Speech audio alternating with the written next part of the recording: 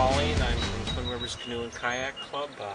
Mark Hine, Mark Suter, Dick Unger, my son Tom Pauling. We are going to be going down the Yellow Medicine today, which is located 22 miles south of Montevideo. We're going to go on a stretch of about 7 miles. This river has rapids on every bend we go down. There are a lot of class 1s and 2s, and we're going to have a great time. So just watch this and you'll be wanting to come to the Yellow Medicine.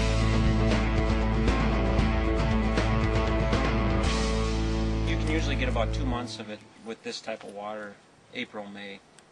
Well into the middle of May, it's pretty good. And if we get good rains up, I think this watershed comes out of around Canby, Minnesota, up in that area there. And if they get a good strong rain there, takes what, Dick, maybe a day to react down here? Yeah, it reacts pretty quickly with all the tile they got now. But with the beauty of the internet, you can get on there and find it at what the CFS is at any time. And like they said, it says in the book, you know, between 400 and 500 is ideal. Then you've got just a beautiful, well-kept, hidden river that nobody knows that exists in this area except for a few of us that have been challenging every year for the last few years, having a blast.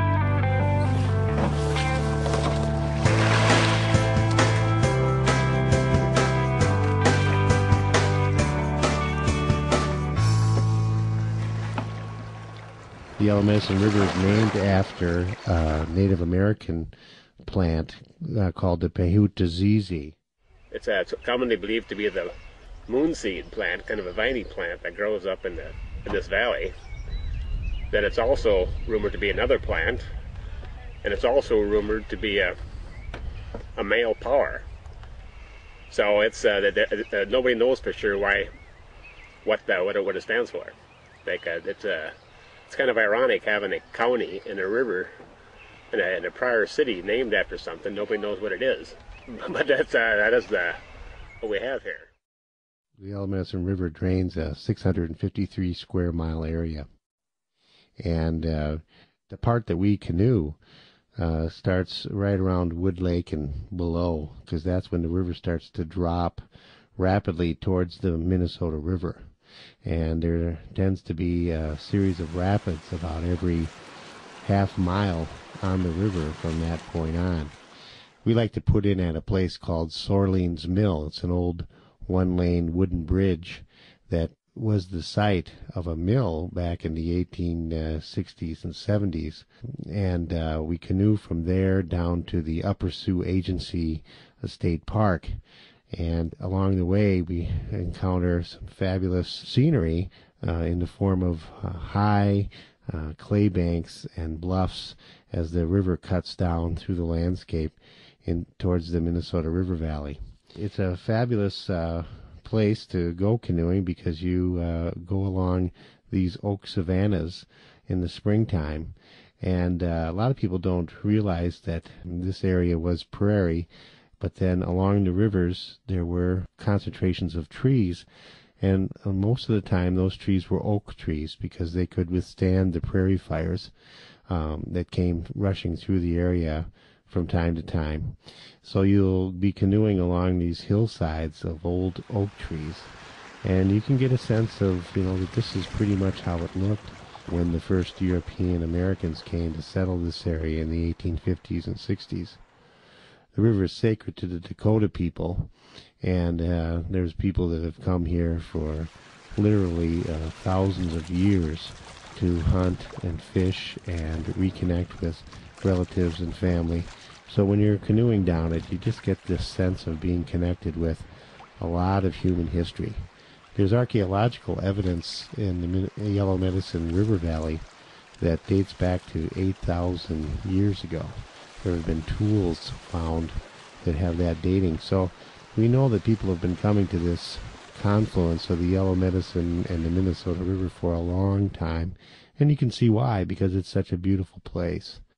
We like to canoe and then get out and explore the sandbars, because sometimes along the sandbars you can find old buffalo bones, you can find agates, And then if you're really lucky and good, you can find some fossils or some yellow medicine vision stones.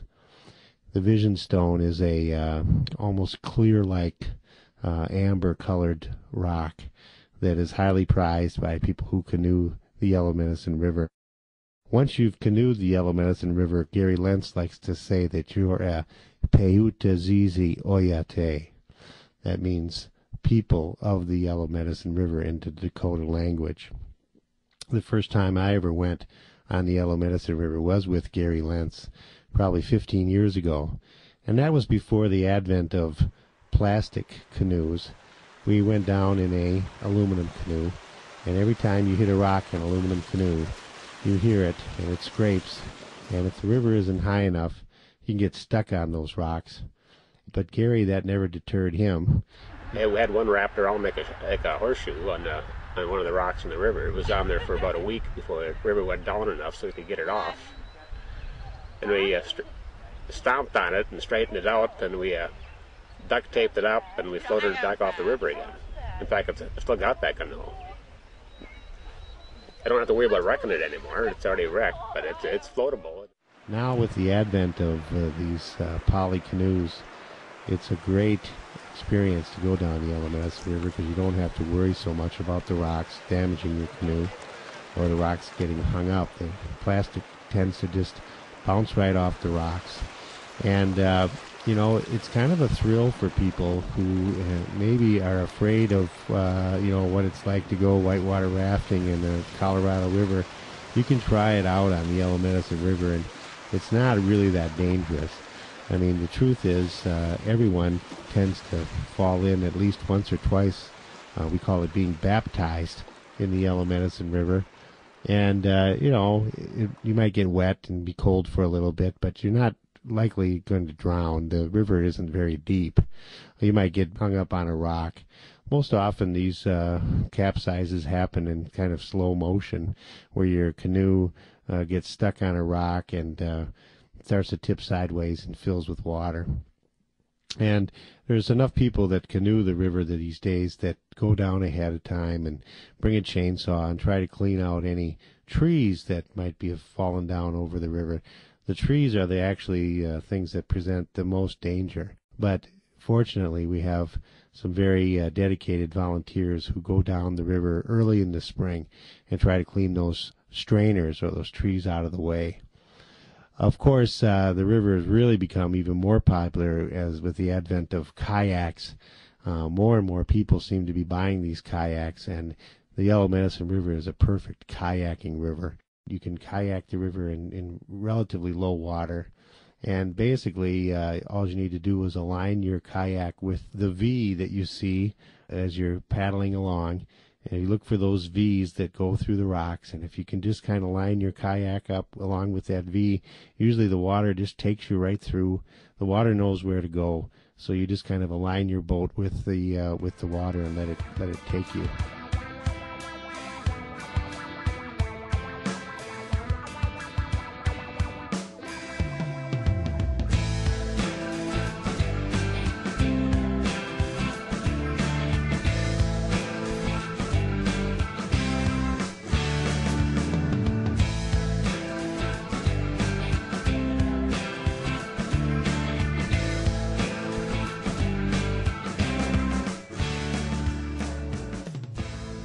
It's really a thrill, and it's something that you can do that doesn't cost a lot of money.